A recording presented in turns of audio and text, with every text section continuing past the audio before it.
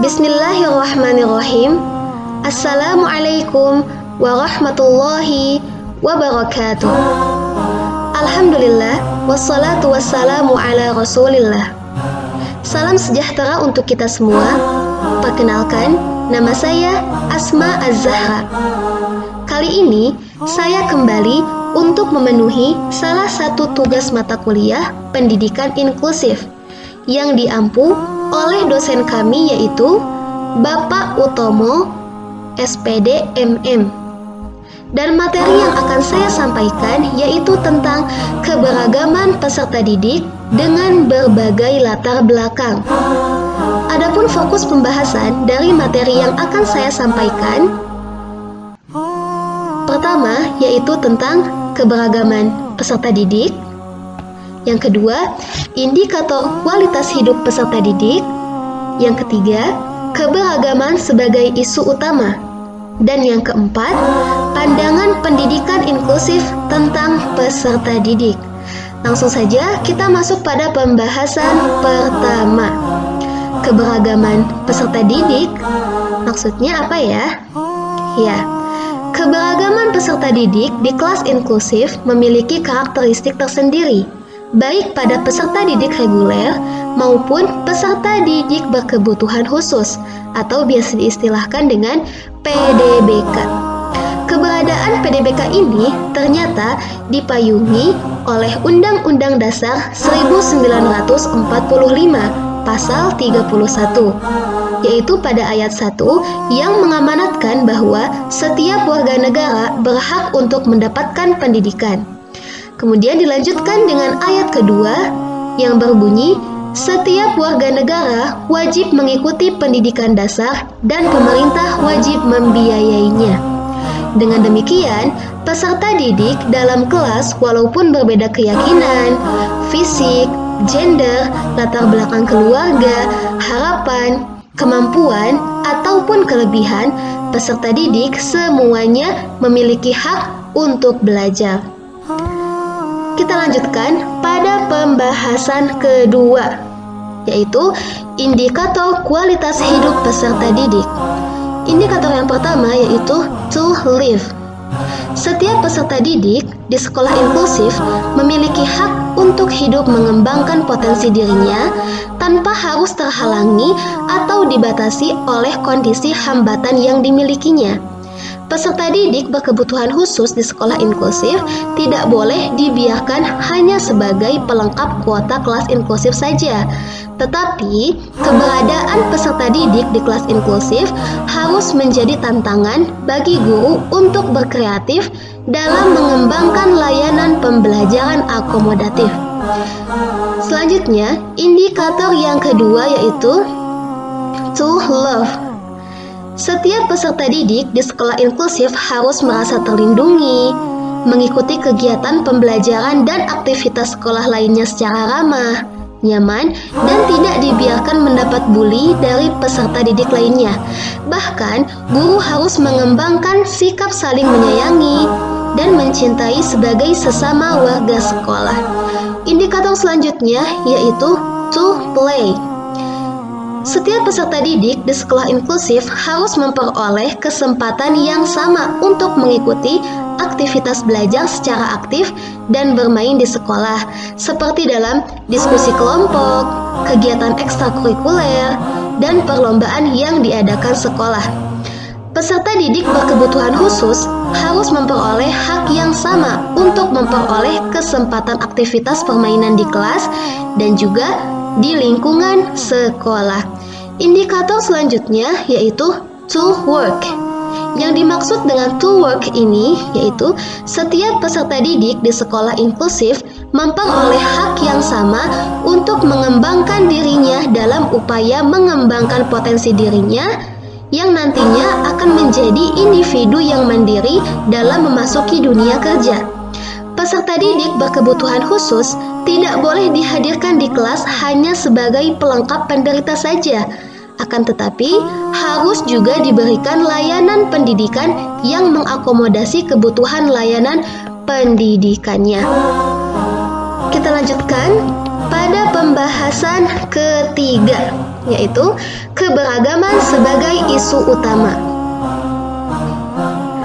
Seminar tentang pendidikan inklusif di Agra, India pada tahun 1998 menghasilkan beberapa karakteristik pendidikan inklusif yang terkait dengan keberagaman peserta didik yang meliputi anggapan: pertama, mengakui dan menghargai berbagai perbedaan pada diri anak, yaitu berkaitan dengan usia, gender, etnik, bahasa, disabilitas, status, dan lain-lain. Kemudian, anggapan yang dihasilkan yang kedua yaitu anak-anak memiliki keberagaman yang luas dalam karakteristik dan kebutuhannya. Kemudian yang ketiga, perbedaan itu normal adanya. Kemudian anggapan yang keempat, memandang keberagaman sebagai kekayaan dan bukan masalah. Smith, Nisworth, Hunt pada tahun 1993 mengelompokkan peserta didik dengan disabilitas berdasarkan area fungsi, yaitu fungsi belajar, sosial emosional, komunikasi, dan neuromotorik. Dalam kelompok fungsi, yang pertama yaitu fungsi belajar, di dalamnya termasuk anak cerdas, hambatan intelektual, dan berkesulitan belajar. Kemudian dalam area fungsi yang selanjutnya, yaitu fungsi sosial emosi, meliputi hambatan sosial. Nah, kemudian dalam area komunikasi, meliputi tunarungu, ya, atau berhambatan dalam berbicara dan juga mendengar. Kemudian termasuk ke dalamnya yaitu hambatan penglihatan. Sedangkan dalam area neuromotorik, semuanya berkaitan dengan hambatan gerak.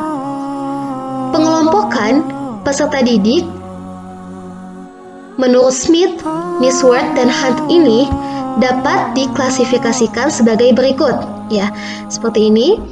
Area fungsional, yang pertama belajar, terdapat gift, hambatan intelektual, kesulitan belajar, juga disabilitas berat atau severely handicapped, ya, atau cacat parah, ya. Kemudian area fungsi yang kedua yaitu sosio-emosional. Yang pertama hambatan sosial, emotionally disturbed, ya, jadi tidak bisa menyesuaikan diri secara emosi. Kemudian selanjutnya adalah hambatan sosial, socially maladjust, ya, yaitu sosialnya tidak bisa menyesuaikan diri. Selanjutnya terdapat juga disabilitas berat. Kemudian area fungsi yang ketiga yaitu komunikasi, ya, terdapat gangguan bicara, hambatan pendengaran, juga tunanetra dan disabilitas berat. Kemudian area fungsi selanjutnya yaitu motorik, ya, termasuk ke dalamnya hambatan gerak, other health impaired, ya, hambatan kesehatan lainnya, kemudian disabilitas berat. Kita lanjutkan kembali pada pembahasan yang keempat, yaitu pandangan pendidikan inklusif tentang peserta didik. Pendidikan inklusif diarahkan untuk menyediakan atau mengakomodasi spektrum kebutuhan belajar yang sangat luas dalam setting pendidikan formal dan informal, dan tidak sekedar mengintegrasikan anak-anak yang terimajinalkan dalam pendidikan mainstream. Berikut ini saya akan menyampaikan 3 istilah yang menggambarkan tentang kedisabilitasan. Yang pertama yaitu disable, impairment, disorder, dan handicap. Disabled secara umum menunjuk pada seseorang yang mengalami penurunan atau gangguan fungsi sebagai akibat adanya disabilitas fisik dan masalah dalam belajar atau penyesuaian sosial. Misalnya, seseorang yang kehilangan tangan, kerusakan otak, atau penyakit tertentu. Kemudian impaired lebih umum digunakan untuk menunjuk pada kelainan atau kerusakan pada sensoris, misalnya gangguan penglihatan atau pendengaran. Selanjutnya yaitu disordered. Istilah ini sering digunakan untuk menunjuk adanya masalah belajar dan perilaku sosial. Misalnya, anak yang mengalami masalah bahasa disebut dengan language disorder. Kemudian, anak yang kemampuan akademiknya bermasalah disebut dengan learning disorder. Kemudian, anak yang mengalami gangguan tingkah laku disebut dengan behavior disorder. Nah, selanjutnya ada istilah handicapped. Istilah ini digunakan untuk menunjuk seseorang yang mengalami kesulitan dalam merespons atau menyesuaikan diri terhadap lingkungan karena adanya kelainan intelektual, fisik, ataupun emosi. Istilah yang kedua yaitu anak luar biasa. Klasifikasi anak luar biasa yang telah lama dipakai dan yang telah banyak dikenal oleh masyarakat secara umum meskipun telah mengalami beberapa perkembangan, yaitu pertama, hambatan penglihatan, yang kedua, hambatan pendengaran, yang ketiga, hambatan intelektual, yang keempat, hambatan gerak, yang kelima, hambatan sosial, dan yang keenam, hambatan ganda. Istilah yang ketiga yaitu special education needs. Sesuai dengan pandangan pendidikan inklusif yang tidak melihat jenis disabilitas seseorang melainkan lebih melihat pada kebutuhan dan hambatan belajar, maka diperkenalkanlah istilah atau konsep children with special needs, yaitu anak dengan kebutuhan khusus atau children with special educational needs, yaitu anak dengan kebutuhan pendidikan yang khusus. Yang dimaksud dengan kebutuhan khusus di sini adalah setiap kebutuhan yang ada kaitannya dengan layanan pendidikan dan yang sifatnya khusus. Konklusi atau kesimpulan dari materi yang saya sampaikan yaitu kata kebutuhan khusus menjadi dasar dalam melihat apa yang menjadi masalah dan kebutuhan peserta didik dan bukan pada label yang menyertainya. Oleh karena itu, guru hendaknya memandang peserta didik berkebutuhan khusus memiliki karakteristik unik. Karakteristik PDBK ini berkaitan dengan bagaimana cara terbaik dalam memenuhi kebutuhan khususnya.